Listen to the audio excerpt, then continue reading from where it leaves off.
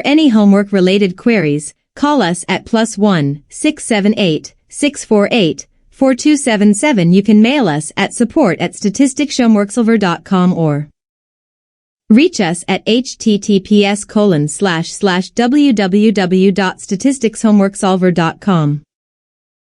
Bulmer exercise point 1. If you directly calculate the mean and the variance, you need to use the formula of X equals sigma xf, x, var, x equals sigma, x minus 2f, x.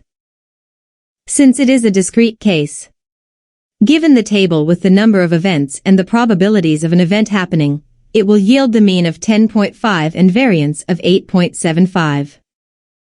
However, we can more easily calculate the mean and the variance of some of 3 dice. Recall that X plus Y equals X plus Y VAR X plus Y equals VAR X plus VAR Y plus 2 COV X Y. Since the expected value of one die is X1 equals 3.5, X1 plus X2 plus X3 equals 3.5 plus 3.5 plus 3.5 equals 10.5. Throwing a die is not influenced by throwing an other die. That is, each event of throwing a die is independent of each other, which makes covariance 0. Thus, VAR X1 plus VAR2 plus VAR3 equals VAR X1 plus VAR X2 plus VAR X3 equals 8.75. Compared with direct results, these are correct, too. statisticshomeworksolver.com. Bulmer exercise point 3. First, let's try to prove that COV X minus Y equals minus COV X Y.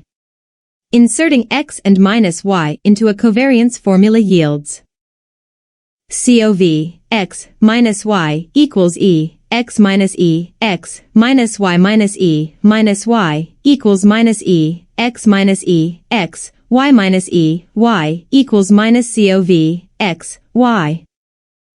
From this result, we can also prove that VAR X minus Y equals VAR X plus VAR Y minus 2 COV X Y.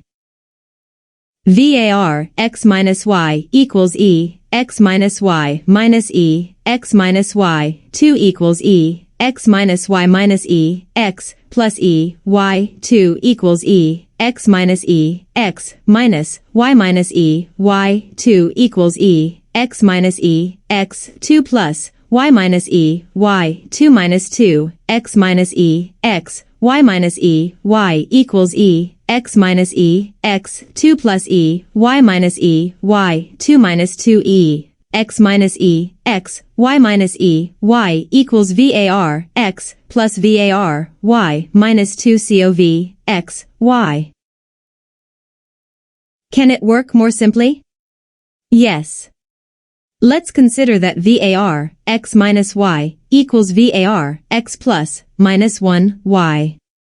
Then, VAR X plus minus 1 Y equals VAR X plus VAR minus 1 Y plus 2 COV X minus Y VAR minus 1 Y equals VAR Y, since VAR minus 1 Y equals minus Y minus Y 2.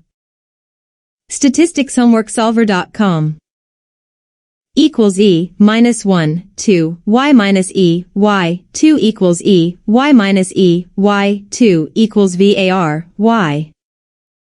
And we know from the above proof that COV X minus Y equals minus COV X Y. Therefore, VAR X minus Y equals VAR X plus VAR Y minus 2 COV X Y. Now, let's apply this to the question. Let a brother 1 is X1 and a brother 2 is X2. Since both brothers are coming from the same population, their expected values are as same as 5 feet 8 inches, which is the mean of men's height. Also, standard deviations are 2.5 in for both brothers. Using formulas we obtained from above, the expected value of a sum of brothers will be X1 plus X2, and it will simply be the sum of two expected values of E, x1, and E, x2, which is 11.4 inches. In the same way, the expected value of a difference of brothers will be E, x1 minus x2, equals E, x1 minus E, x2 equals 0. Variance will be a little bit tricky. In order to figure out the variance of two variables as sum or difference, we need to know the covariance of those two variables. We are not given covariance in the question, but we have correlation coefficient given. Correlation coefficient is statisticshomeworksolver.com. Inserting given correlation coefficient of 0.5 into the above equation, and we know what standard deviations for x1 and x2 are. They are both 2.5 inches. Will yield COV, x1, x2, equals 3.125.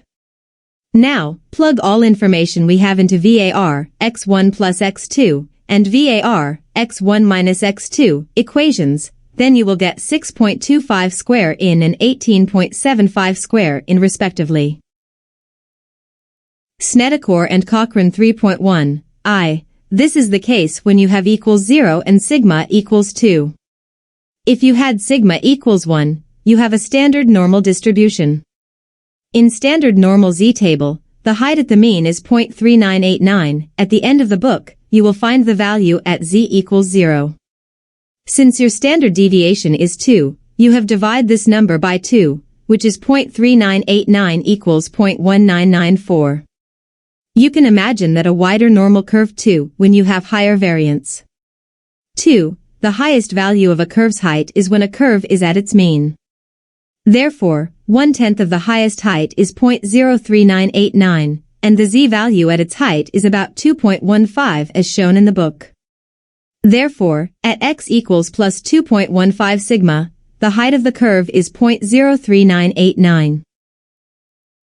Snedeker Cochrane 3.2. It is a simple algebra question.